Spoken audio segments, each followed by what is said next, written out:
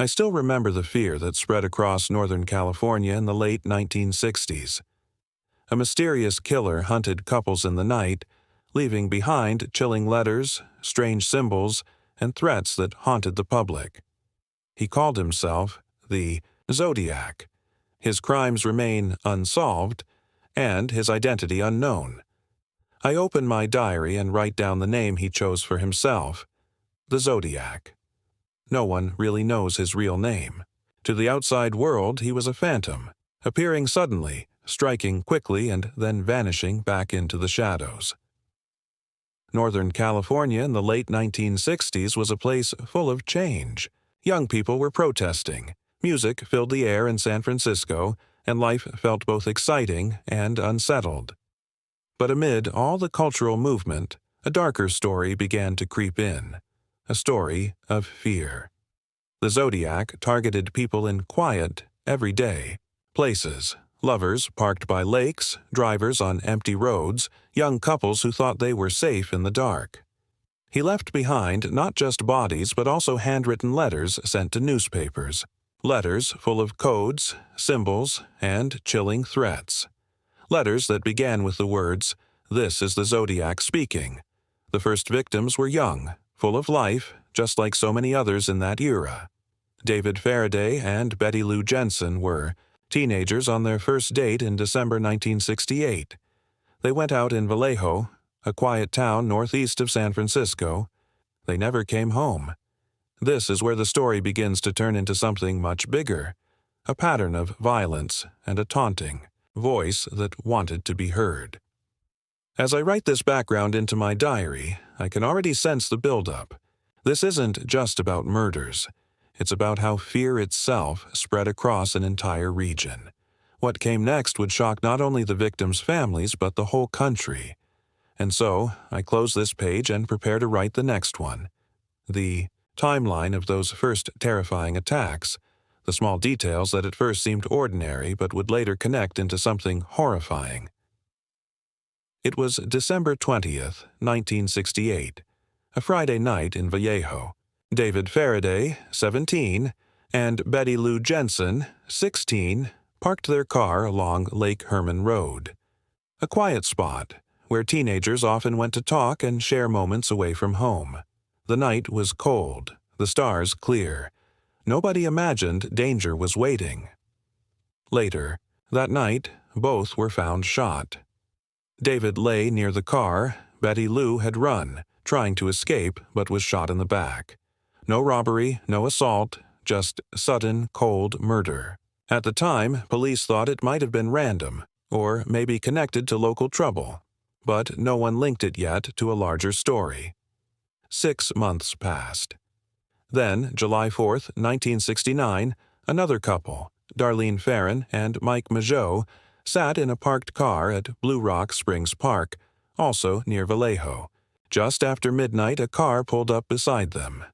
At first, they thought it was a friend, but the driver returned, this time stepping out with a flashlight and a gun. Shots fired into the car. Darlene was killed. Mike was badly wounded, but survived. And then the phone rang at Vallejo Police Department. A calm male voice confessed to both attacks. He even gave details only the killer would know. The man on the line said, "I want to report a double murder. If you will go 1 mile east on Columbus Parkway, you will find kids in a brown car. They have been shot by a 9mm Luger. I also killed those kids last year. Goodbye." This was no random act. Someone was keeping track. Someone wanted credit. I pause in my writing here, because now the killer has a voice, a presence, and with his next step, he would introduce himself to the world. Just weeks after the Blue Rock Springs attack, newspapers in San Francisco received letters. Each was nearly identical, written in block handwriting, full of threats. The letters demanded that the papers print them on the front page, or more people would die. Each letter contained part of a cryptogram, a code made of strange symbols. Together, the 3 letters formed what is now known as the 408 symbol cipher. At the end, the writer signed with a circle and cross, what looked like a gun sight. He called himself the Zodiac. Suspense insert. At first, the code looked impossible, but soon a couple solved it, and the message inside shocked everyone. The solved cipher read, "I like killing people because it is so much fun." The words chilled readers. This wasn't about money, revenge, or passion. This was about thrill. The attacks continued. September 27, 1969. Lake Berryessa. College students Brian Hartnell and Cecilia Shepard sat near the lake enjoying the afternoon. A man appeared wearing an executioner-style hood, sunglasses, and the circle cross symbol on his chest. He carried a gun and knife.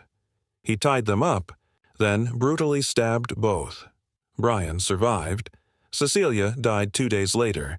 Before leaving, the attacker drew the Zodiac's symbol and wrote dates of previous attacks on the victim's car door, signing it as if it was his artwork. Suspense insert. It seemed like he wanted to keep a scorecard of his murders. Daring. Police to catch up. Just 2 weeks later, October 11, 1969, San Francisco cab driver Paul Stine was shot in his taxi. Witnesses saw the suspect wipe down the car and walk away calmly. A police radio mistake delayed pursuit. Later, the Zodiac mailed a piece of Paul Stine's bloody shirt to newspapers, proof it was him.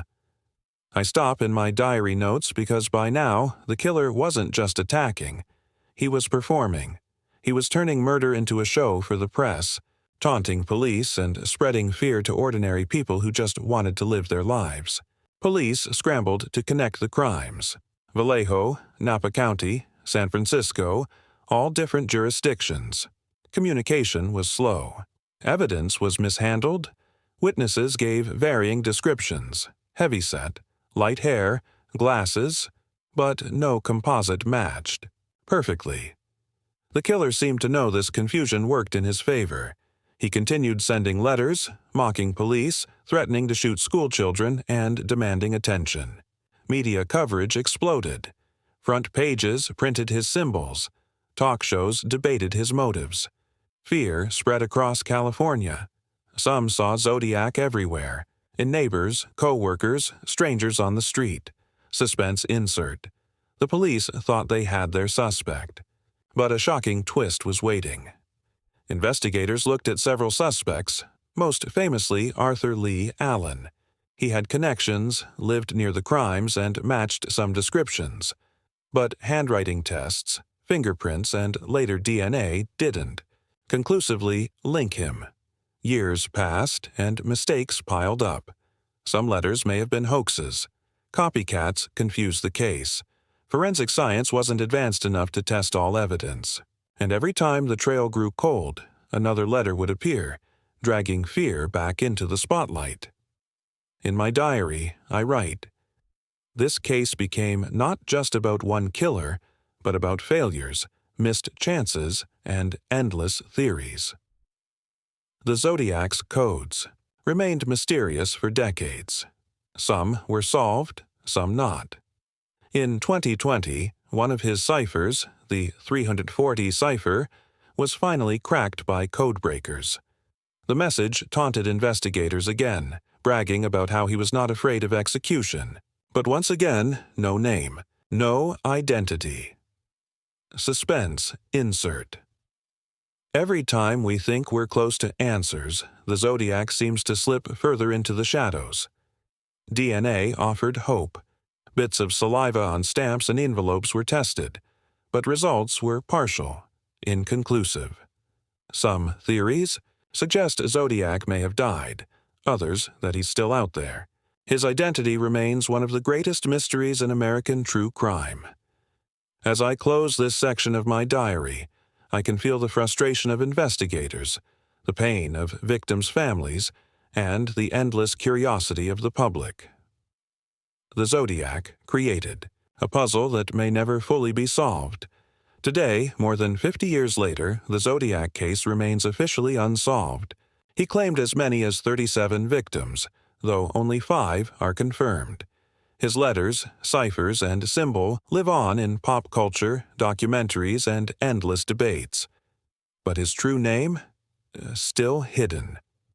And so, I end my diary entry with the same chilling question. That haunts America. Who was the Zodiac? Was it Arthur Lee Allen? A stranger who blended into the crowd? Or someone we've never even suspected? What do you think? Leave your thoughts in the comments, because until we find the truth, the Zodiac's shadow still lingers.